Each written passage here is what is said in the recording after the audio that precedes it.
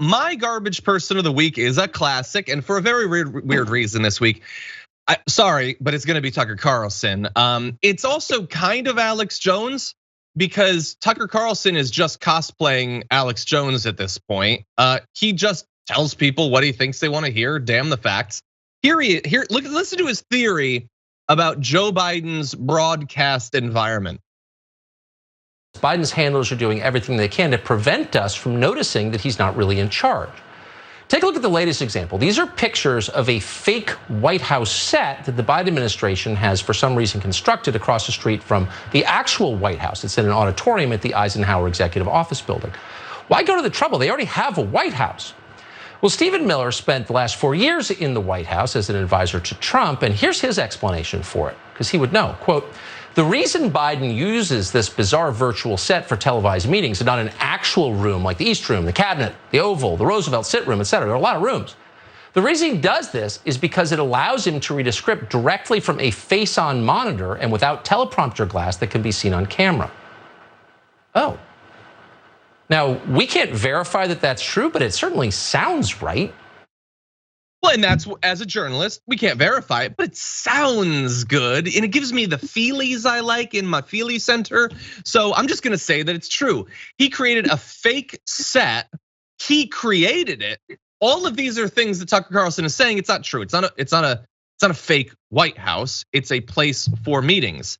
Why not just use the Oval Office? Well, I don't know. The Oval Office doesn't have a lighting grid in the top and room for an audience. And also, he didn't create it, and it would have been very easy for Tucker Carlson and his big, he's got a whole staff and crew and everything. They could have done this research. They chose not to do that.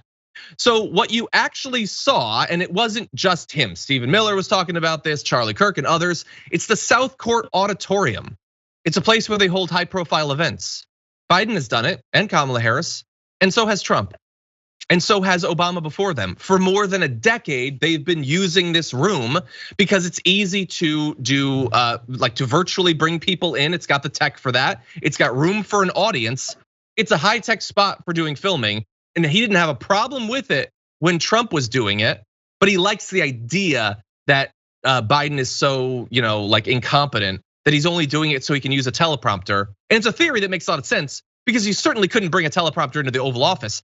None of this makes any sense whatsoever. But his audience wants to believe not only that Biden is incompetent, but that someone else is pulling the strings. It's a fun little conspiracy theory, and sure, he can't prove it, but it certainly feels true. And more importantly, you know what feels good?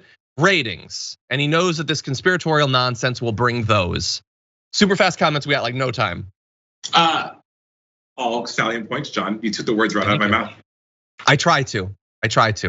And let's see what the audience thinks. So those are our garbage people of the week, but looks like 33,000 of you voted this week.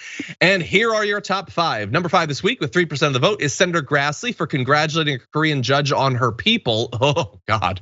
Number 4 with 4% of the vote is Stephanie Grisham for her hypocrisy on writing tell-alls. That's a funny one.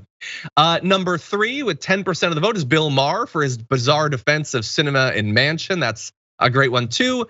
Coming in at number 2 at 12% of the vote is right-wing media for claiming Fauci is canceling Christmas. What a bunch of dinguses. But number 1, blowing away with the competition with 71% of the vote is Joe Manchin for eliminating 2/3 of progressive priorities. Thanks a bunch, Joe, you suck. Anyway, thank you everybody who voted as well.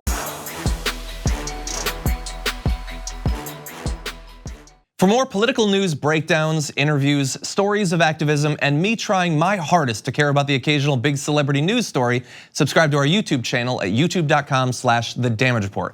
And you can ring the bell wherever it is so you don't miss anything.